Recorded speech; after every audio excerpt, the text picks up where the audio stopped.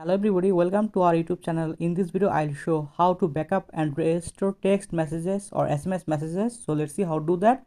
So first of all, go to your Google Play Store and then open Google Play Store.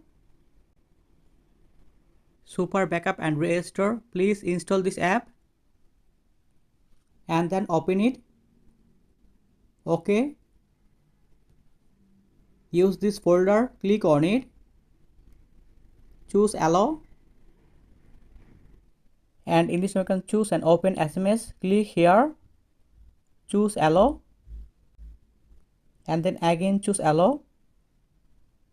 In this you can choose backup all. Click on it. And then OK. You can see backup completed successfully. That's mean I can easily backup and restore my text messages or SMS messages. And then open view backups.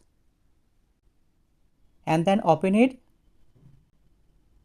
You can see in this way I can easily backup and restore my text messages or SMS messages. So thank you very much and please subscribe this channel.